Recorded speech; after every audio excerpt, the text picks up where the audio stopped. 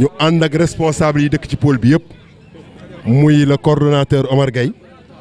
di le responsable des jeunes Boubacar Ba nga xamante ne liggéeyam ñëpp gis nañ ko di ko saluer di responsable pôle yëpp muy Ousmane Diop muy responsable mouvement Dolli Macky ñoom Ndioba di responsable tous ensemble di Wali Sow di responsable jox Thiès Macky muy Assane Gueye di responsable gëm sa bopp di nag ñi nga xamante ni di maître ñaa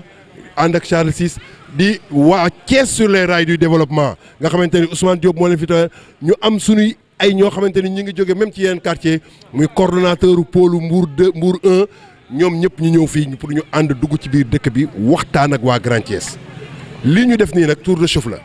jàpp nañ ni fii ba élection yi jot nii lañ koy jàppee chaque jour dinañ dugg ci kër yi dañu wax ak nit ñi ba mu commencé ba léegi nii la woon waaye tey lañ ciy doog a booleeg animation dugg ci biir dëkk bi dugg ci biir koñ bi dugg kër par kër wax ak ñëpp ba nga xamante ni nit ñi au soir du 24 balaa ñuy def dara Grand Thiès dina bokk ci ñuy jox président Macky Sall ndam ndax nag ñun Grand Thiès yàgg nañoo jongante fii ñu ñuy gagné bi président Macky Sall ñëwee ba léegi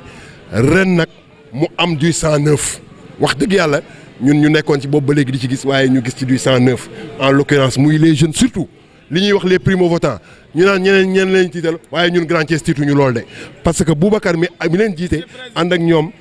doxal na liggéey bi ñi nga xamante ni ñoo ci bokk aussi muy waa coalition nationale pour l'emploi des jeunes te monsieur Ousmane Ba jiite ko ñoom aussi dox nañ ci liñ ci war a wax def ci sur des rencontres thématiques waxtaan ci li nga xamante ni moom la président bi liggéey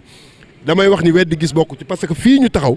1978 la nekkoon tëli kenn mësu koo defar sunu oto yi daawuñu ci ñeemee jàll mais président Macky Sall ñëwee lañ ni sunu oto yi mën cee jàll donc ñun Grand Thiès fii nit ñi 4 heures du matin lañ doon yeewu di wut ndox boobu ba léegi nag léegi heure bu nekk mën nañ koo root donc ñun Grand Thiès gis nañ sunu bopp ci projet wu président Macky Sall liggéeyal nañu defal nañu donc ñun ñoo ko ameel ñun ñoo ko war a delloo ñun ñoo ko ameel ñun ñoo war a fexe nag ba au soir du 24 niñ daan waxee ni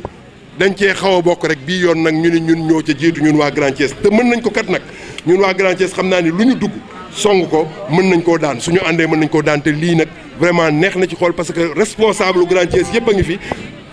ñëpp nag sans exception ku lim juum mën na am ma fàtte kenn ku fi nekk ñoom aram ñoom ñëpp vraiment ñëpp a ngi fi teew jàpp ci liggéey bi pour ñu dem suñu secrétaire général surtout nag vraiment jeunes yi li ñu liggéey ñëpp gis ko rafetlu ko en tout cas fu ñu dem dinañ ko wax ni ñun suñu jeune Grand Thiès yi liggéeyal nañu président Macky Sall loo xamante ne ba ñu commencé dem campagne ba léegi 2012 ba léegi mosaguñ fee liggéey lu ni mel te Boubacar jiite ko ànd ak son frère Ousmane Ba ànd ak jigéen ñi muy aram muy soxna Safoura si ànd ak suñu jigéen ñi nag muy ñoom Ndioba bu mouvement Dolli Macky ñoom Mati ñoom Koumba Thiam ñoom Mati Ñaax ñoom ñëpp vraiment ñu liggéey bu rafet sous la direction du coordonnateur nga xamante ne nous on lui doit une mention spéciale lii nag suñ ko mënee def peccum liir su neexee yaay jaa jàpp ca mbagg ya ña nga xamante ni ñooy suñu kilifa nekk ci coordination bi muy Demba Diouf di ñoom doyen Mor Niang ñooñu dooleel jàppale ñu ba ñu mën a organiser lii ba pare nag dinañ ko dàbbali àjjuma te jàpp nañ ci biir diggante bi it alxames wala àllarba dañ ko doolewaat muy ñetteelu fan ñu tegale ko ñetti fan di ko def loolu moom mooy li nga xamante ne moom lañ ci doon sànni en tout cas di sant ñëpp di gërëm ñëpp di libéré waa presse bi ñun ñu ko ne dox suñu eggale suñu dox libéré waa presse bi ak benn oto bi ñu àndal ngeen sant ñëpp vraiment di remercier ñëpp merci mon cher. yàlla yéen ñëpp jërëjëfati waa ñun nag dañoo jóg ñëw di politique di jàppale suñu frère Omar Gueye fii ci ñetti kàdd ndax yéen xam ngeen ne ñetti kàdd amul leader léegi nag dañoo bëgg ñun ñëpp ñu jóg jàpp ci wote fii ci Grand Thiès gagné Thiès loolu la ñu bëgg man maay Adjara Gueye sœuru Omar Gueye waaw ma daabo ñu ngi leen di sant di leen gërëm ak yéen Cheikh Omar yéen ñëpp ñu ngi leen di sant di leen gërëm fi ñu bëgg a jëm nag le 24 la ñu bëgg jël carte yi joxe ko fii ci Grand Thiès ak ci Thiès yëpp ñu gagné ko ndax ñu ngi ci gannaaw Macky Sall nit ñi dañoo sonn bu leen kenn naxati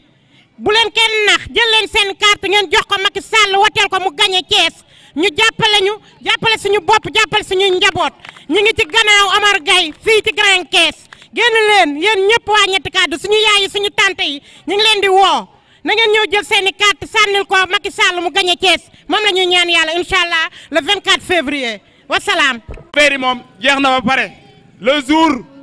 jour ci la ñuy xaar ñu fal Macky Sall dès les premiers tours. ñun nag nekkuñu fii di campagne te amuñu programme ñu dañoo am programme te